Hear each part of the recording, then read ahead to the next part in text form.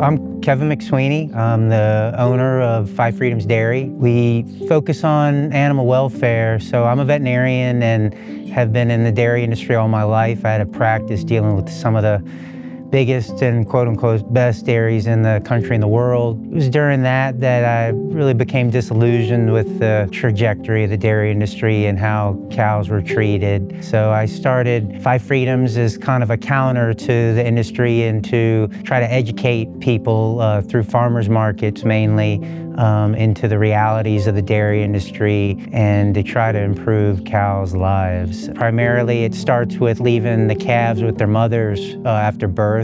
So it's common around the world for dairies to remove the calves immediately after birth and rear them separately, and never as good as you could do with the true mother and mother's milk, but it makes more money, so that's why the dairy industry does it. So that's where we start, but we also don't feed any grain, and that's easier on the cows. Grass-fed doesn't mean that cows don't eat grain. It only means that they go out to pasture a little bit, but all the milk you buy in the store comes from cows that eat considerable amounts of grain. So even the Kerrygold butter that you buy, those cows in Ireland, when they come in the milking parlor, they have contraptions that dump 10 to 15 pounds of grain to them a day that they eat, and I don't feed any of that grain. So much better for the cows, much better for the milk and you that's drinking it and eating the products from it. And so this is corn silage.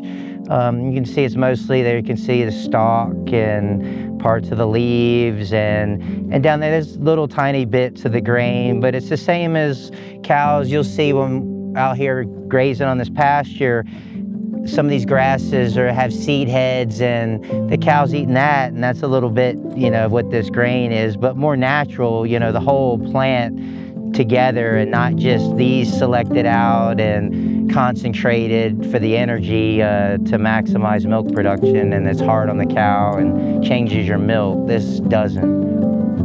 In a commodity market, not feeding grain limits the amount of milk that you can sell so much that you would go out of business. There would be no way that you could do it in a commodity market. And the only way I can do it is because I don't sell to a commodity market. I process and sell direct to the consumers, and they pay me the premium that allows me to be able to manage that way.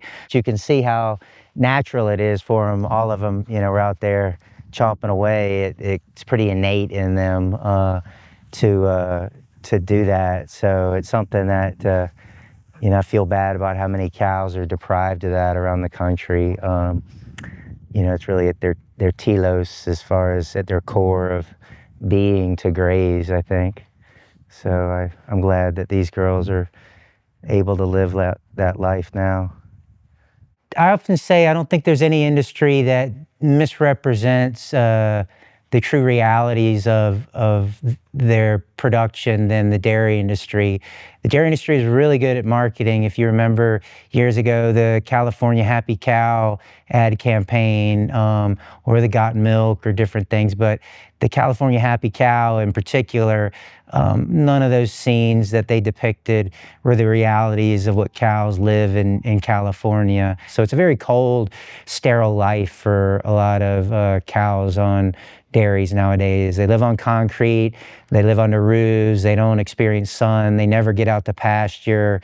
Some are completely enclosed in high humid environments now. We have these barns called cross ventilation barns, and you completely seal the barns, and you have one wall of the barn completely in fans, and it just sucks and moves air through, and it keeps cows comfortable in high heat, high humidity environments like Georgia and places like that. But you can't even see the sun, let alone have direct exposure to it. It's a very cold, sterile environment the cows were never intended to live like, but it makes more money in hot, humid environments. So that's where we go. We don't, again, focus on what's best for the cow. We focus on what's best to maximize our revenue. And then we worry about, well, how do we keep cows as healthy as possible in this wacky, deformed management system that we've created to maximize profit. we're telling the public that they're out on green pastures, living beautiful lives, and everything's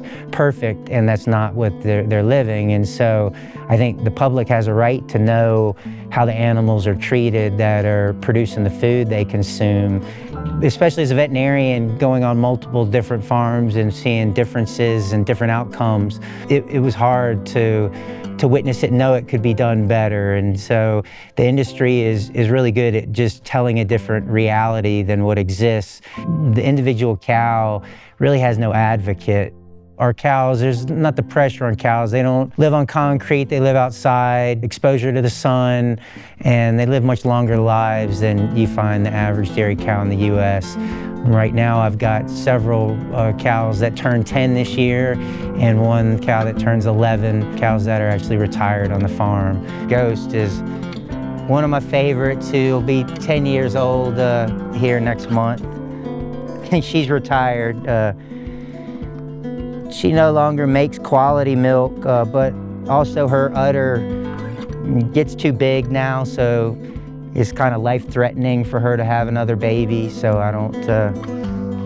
she doesn't get pregnant anymore, and she won't lactate anymore, so she'll just live out her life. Realistically, you find pet cows live to late teens into their 20s a lot of times, so we'll see. Hopefully Ghost has many, many more years left ahead of her.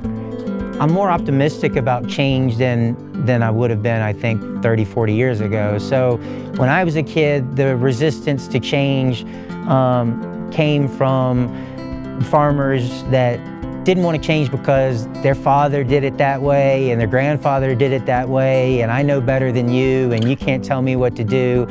And that's very hard to change that type of mentality. But nowadays, the owners, the people that could affect the change, they're not like that. Their father didn't work with the dairy cows. They didn't really go out and work with the dairy cows. And so I think all it'll take is educating enough of the consumers out there that they demand that they make changes and manage the ways that are more similar to the way I do. I see if people demand it, they will change, or they'll get out of the industry. It'll be one of the two things, but either way, more of the industry will move in that direction.